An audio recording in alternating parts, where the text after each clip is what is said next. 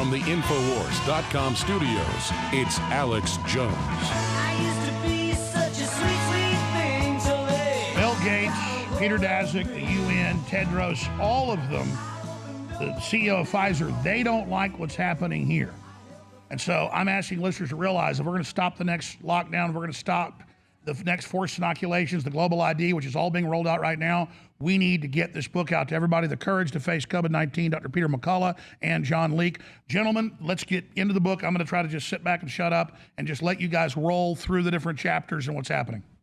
Well, I'll let John kind of set the stage. I think since we just rolled off of Bill Gates and the desire for world dominance through vaccination, have John help us understand what CEPI is and how important it is. Yeah, so when I began to look at, what on earth is going on here, this shelter in place, and what I began to observe is that the assertion, okay, the virus is unassailable, all we can do is stay at home. This was oftentimes combined with a second assertion, the only way we can go back to normal. I mean, Bill Gates himself wrote an editorial in the Washington Post in early April of 2020. Then he had a long conversation with Trevor Noah. And then on his Gates blog, his Gates Notes blog, he kept repeating this like a mantra. The only thing that will enable us to go back to normal is a vaccine. And it's only when every man, woman, and child on earth has taken it. So again, there's that monopolistic spirit. Like every single person on earth needs to get this vaccine, and then we'll go back to normal. So it almost feels like, a prison keeper saying, I have a key, and it's only when you scale this impossible height that can you reach the key, can you get out of here. It really felt like a sort of bargain that was being imposed on us from on high. And so I began to think, okay, this fanatical suppression of anything that could treat the disease, that could provide a prophylaxis or help us to get better so it's not such a severe thing, is being suppressed. It began to sort of take shape that it is it's a psy-op in order to prepare us for mass vaccination. Rapidly developed, not a lot of testing. Gates himself said with Trevor Noah, we don't even have time to test, to wait for the trial data to emerge. We need to ramp up production immediately. But it's safe and it's going to work, and then they admit it doesn't work and erases your immune system after 4 or 5 shots. Wow. It's true. There have been recent breaking studies showing clinically the most vaccinated people are the ones who end up in the hospital sick, and heaven forbid, there are still a few deaths. Data from Ontario show that. There's been a recent analysis showing those who have been previously vaccinated, they get less of an antibody and immune response when they do get COVID.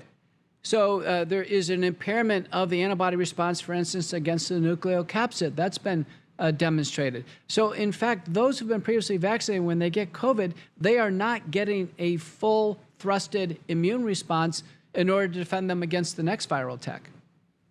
What's amazing is anytime that we detect and report the truth of something that organized interests don't like us detecting and reporting, there is this kind of blanket categorical bludgeon that's used across the board while you're being a conspiracy theorist.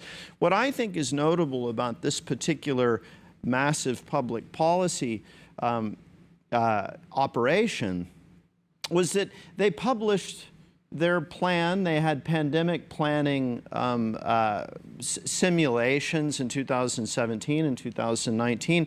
And CEPI, the Center for Epidemic Preparedness Innovations, which was founded by the Gates Foundation and the World Economic Forum in 2017, CEPI actually published a business plan in which they stated another pandemic is coming, it's imminent, it's inevitable, and when it comes, our partnership, it's an elaborate partnership between public and private pharmaceutical industry, national treasuries. When it comes, here is going to be our response. And it was couched in the terminology of an opportunity. The next pandemic will be an opportunity for our partnership. Well, what is the opportunity? The rapid development and deployment of vaccine. They're not in the public health business, they're in the vaccine business. And no mention of treatment. No, not one. In the 65-page business plan. No therapeutics. No therapeutics. A one-pronged approach, mass vaccination, no consideration of therapeutics. One of the things we've seen across the entire portrayal of the pandemic is a willful blindness to treatment of acutely ill patients with this infection. Well, it's not in the business plan. I mean, treatment is not part of the opportunity. So, Alex, your listeners can look at it themselves. It's CEPI, C-E-P-I, the Preliminary Business Plan, 2017.